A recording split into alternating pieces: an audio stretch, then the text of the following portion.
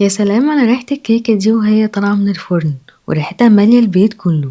بمكونات بسيطة هنعمل أحلى كيكة تمر لذيذة وهشة وطرية زي القطن. هنحتاج كوباية تمر ننقعه في كوباية مية مغلية ونغطيه لمدة 10 دقايق. في الخلاط هننزل ب3 بيضات ومعلقة صغيرة فانيليا ونص كوباية زيت ونص كوباية سكر، وننزل عليهم بالتمر المنقوع ونضربهم لمدة 3 دقايق. هكتب لكم المقادير بالجرامات في اول كومنت. ننزل بالخليط في بوله وننخل كوبايه ونص من الدقيق ونضيف عليه معلقه كبيره بيكنج باودر ومعلقه صغيره بيكربونات الصوديوم، معلقتين قرفه صغيرين ومعلقه صغيره حبهان مطحون ومعلقتين كبار حليب باودر وكمان رشه ملح، ونخلطهم بالمضرب اليدوي كويس في اتجاه واحد، ونجيب قالب مقاس 25 سنتي ونرشه زيت ونوزعه كويس بالفرشه، وننزل بالخليط في الصينيه ونخبط الصينيه عشان نطلع الهواء اللي فيها، وندخلها الفرن على درجه حراره 180 في الرف اللي في النص لمده 30 دقيقه. بس خلي بالك ان مش كل الافران زي بعض في الحرارة، يعني كل شوية كده تتابعي كيكة وشوفيها وصلت لحد فين.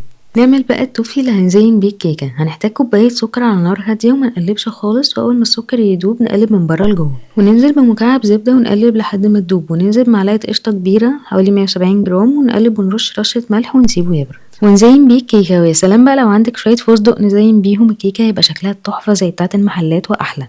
شايفين يا جماعة الحلاوة والجمال؟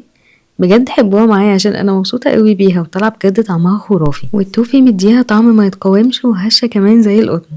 قولولي عملتوا قبل كده كيكه التمر ولا لسه؟ لو لسه اعملي سيف للفيديو عشان تشوفيه لما تحبي تعمليها المره الجايه.